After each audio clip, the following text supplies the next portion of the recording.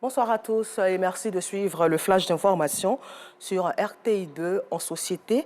Ici à Abidjan, le prix des escargots a flambé ces derniers temps. Le sac de 50 kg vendu à 70 000 francs CFA est passé à 120 000 francs CFA sur le marché.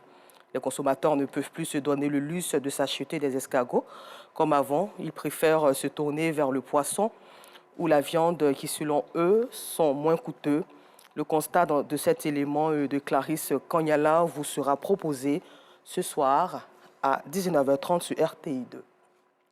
Au nord de la Côte d'Ivoire, les 5 et 6 août 1973 naissait l'Association pour la mise en valeur de Kanawolo. En août 2023, cette association célèbre son cinquantenaire et en 50 ans d'existence, Kanawolo village situé dans la région du Hamboil est en plein essor. Construction d'établissements scolaires, de centres de santé. Tous les fils et filles de Kanawolo sont réunis et engagés pour faire de leur village une référence selon Butu Pekele. Initialement prévu le 6 août dernier, le concerto de l'indépendance 2023 n'a pu se tenir suite aux 10 jours de deuil national décrété par le chef de l'État, Alassane Ouattara, en raison du décès de l'ex-président Henri Konan Bédié.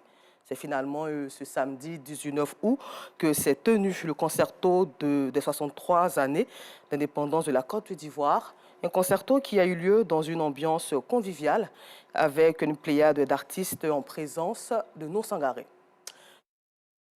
La CEDEAO a jugé ce lundi inacceptable l'annonce d'une période de transition de 3 ans au maximum par le nouvel homme fort du Niger, le général Aboudraman Tiani, qui a renversé le président élu Mohamed Bazoum le 26 juillet.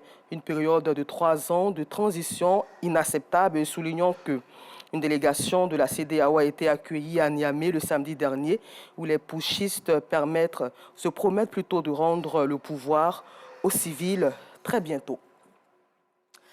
La Cour constitutionnelle en Centrafrique a validé ce jour un projet de nouvelle constitution approuvé fin juillet par référendum à plus de 95% et qui permettra au président Faustin Archange Touadéra de briguer un 3e mandat en 2025.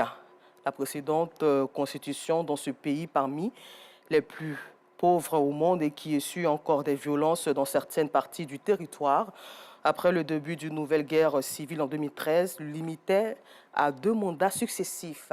Mais la nouvelle loi fondamentale issue du référendum du 30 juillet supprime la limite du nombre de mandats présidentiels et le prolonge de 5 ans, de 5 à 7 ans.